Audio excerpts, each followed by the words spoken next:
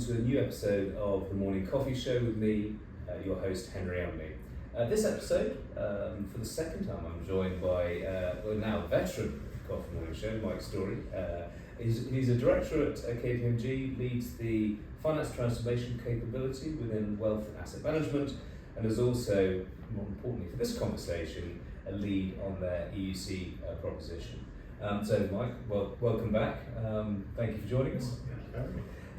As is customary, I know you've answered this question before, but how do you take your coffee? Yeah, so for those that didn't hear my last call, I do have a young daughter and I do end up getting up quite early, so the double espressos are typically the choice of the day, but I was also reflecting on that question because I never used to drink coffee before I became a consultant many years ago. I was always a classic tea drinker, but coffee was the way to get time with people, so that quickly became a habit, perhaps not a great one. Oh well, yes, I likewise try to restrict my coffee intake, but I can drink quite a lot each day. But thank you for joining us again. So today we want to talk about, and we alluded to this in the last talk that we had, we really want to talk about end-user computing or end-user developed applications, and really to give people a feel on if this is something that you'll need to address your organisation, just maybe really to give you some tips on how you can go about doing that. EUC's UDAs, as most people are aware, are prevalent in most organisations. They support many processes. Most people associate them with finance processes, but they're used in risk, finance, operations as well. The reality is, they provide an awful lot of innovation for an organisation. They allow us to adapt very quickly to enable business to evolve. But that speed of innovation also can be the Achilles heel if you don't have the right governance in place. That can cause a lot of problems. And Mike and I have seen a lot of that. So I guess to get this conversation going, 101, what is end-user computing, or what is an end-user computing asset, or a UDA? The many acronyms that we come across, and typically where I start with this conversation is just a very, very succinct definition, and how we define that at KPMG is an application which is outside the governance of IT, very simply, and because of that, it comes with a set of inherent risks that are not within those IT governance frameworks. I was also reflecting on your introduction of me there, so just on a minute and how I came into this EUC, I guess, landscape, because I do lead the wealth and asset management component for finance transformation, but I also work across insurance and banking and spend most of my time on large-scale transformation programs, which is where these really manifest, these conversations around trying to decommission perhaps some of the end-user computing. So that's a little bit around how I came into this world. But to go back to your original question, the definition for me is the starting point, and that typically links to a policy. And some organisations will have an EUC policy and some won't. And it's the ones that won't where we start that conversation similar to what we're talking about here. I mean, if we just concentrate on the policy, even if someone does have a policy, 9 times out of 10, in my experience, that policy is being written by someone in IT, and this is not having a go at people in IT, and therefore it's written through an IT lens, which is to implement a full software development lifecycle around an EUC, which end users won't do. So I think in our experience, this is where certainly KPMG help people is to get an appropriate policy in place. I mean, a question we often get, and you've heard this before, Henry, is why do we need one? Surely we should be trying to get rid of EUCs, and I did touch upon this last time I was here, this is not about banishing EUCs. They're not necessarily a bad thing. They're great for innovation, we spoke about, but they're also a necessity to facilitate some business processes.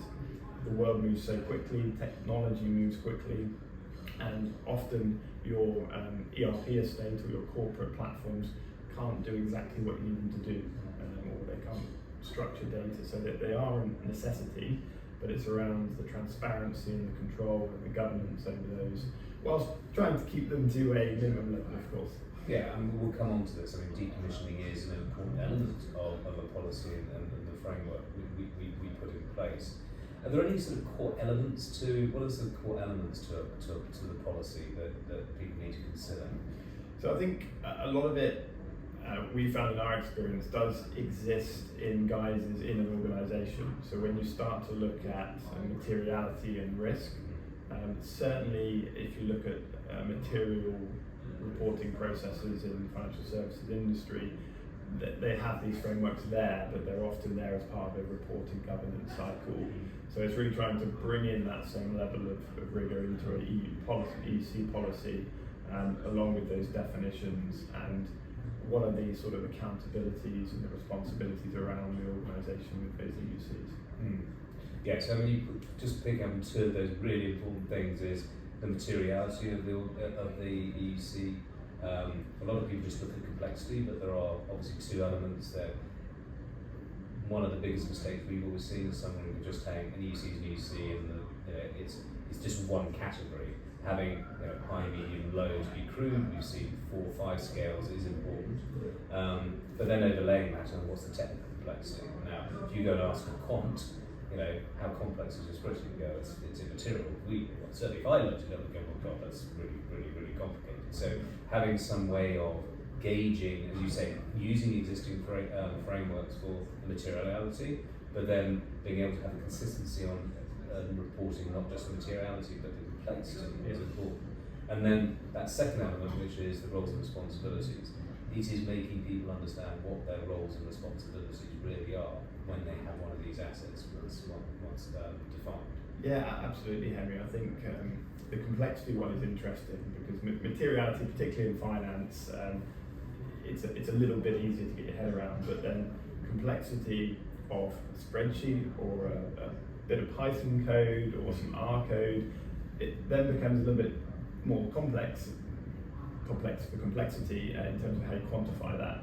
And we've had many long debates with people over what's a good framework for this, and it is possible, but it just needs a little bit of thinking. So if we sort of break this down, and I think, correct me if I'm wrong, we break this down into a number of stages. Well, the core to any EUC program is having an inventory in place. Obviously, the inventory is populated once you define what an EUC is. So typically that's manual declaration into that, but obviously there's an element of discovery, finding, or either finding stuff that people haven't declared or checking that they've declared it. There's an inventory, then appropriate controls in place, but importantly that fourth element is then what's the lifespan, the decommissioning plan for you. So certainly in our experience, ultimately every EUC has an end of life. It may be that we've agreed this one probably won't have an end of life for a long, long time. It may be a tax calculation for an SPV.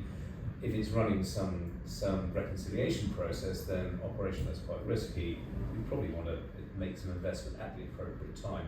So maybe you could just talk quickly through those 4 elements. Yeah, absolutely happy to do so. I think if we just wind back a bit to, you referred to discovery. Now we see two scenarios here. One, well actually 3 in completeness. The first would be where an organisation thinks they have a complete inventory. Right. And that's typically in a spreadsheet. So you've got an EUC managing your EUC process. So that's the first scenario. The second one is where people have an inventory, but they are really sure it's not complete, and they're quite confident that there's a bit of work around that. And the third one is they really don't know. So that you have a whole host of spectrums, and there's different ways to approach that. One, we've used, as you know, some of your technology around scanning, and what we mean by that is pointing technology to file drives and SharePoint locations, looking for an EUC signature, and then we could do a whole coffee session on how that's done, but really trying to work out what do we think is an EUC that's out there in the business, and then a process to go and review that. And there's some great tools that know how to do that. We've seen organisations go from a slightly different perspective where they haven't gone and scanned for EUCs, but they've actually asked the business to come and just be open and honest. There's a huge amount of trust in that, as you know, but that's very much down to the culture and the function and the risk profile of that exercise. So that discovery piece is really, really important. once you've got to a position where you're quite comfortable that you have a clear list, you then move into what you refer to as your governance. And my view on this is that process needs to be as automated and proactive as possible in terms of the MI that's being served up. If I put myself in the shoes of a finance head or a CRO, I want to be able to see the spectrum of that EUC estate. I want to understand when an owner has left the business and we need to assign somebody new. So all of those controls and checks and balances should make the job easier rather than adding more processes and governance to a team that's already overburdened. Yeah.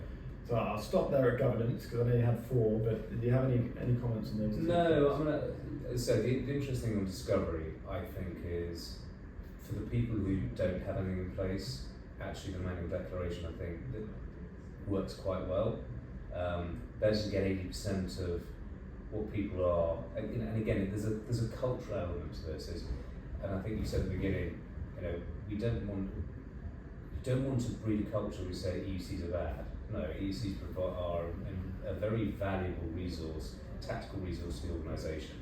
So if you look through those lens, look, tell us what you've got. Let's make sure they're declared. Let's make sure that we all understand what the key roles and responsibilities, what this thing is doing for us. Because we'll come on to the decommissioning, and that actually can drive our IT strategy. So the whole point here is drive the culture of there's nothing wrong with having these things, let's declare them, let's get on. Discovery can then just mop up to make sure where people aren't as educated as they should be. I think then with a well-written policy, having that governance in place again, it's like, look, yeah, this is important. If this goes wrong, if I'm not around, someone needs to be aware of this. And then that, I guess, gets us on to the appropriate controls and what I've alluded to is that decommissioning structure. Absolutely. So you have 4, Henry. Yeah. I think we covered 2 there. So we got 2. So the appropriate controls and then the decommissioning. So the appropriate controls, that's a bit of an open topic. So I'd actually link that to ongoing monitoring. Yeah. So you've got discovery, you found them, you've got them documented, you're governed, and now it's like how do you run business processes to make sure that all of that hard work, and there is quite a lot of upfront work to get there, doesn't become unravelled as new things land.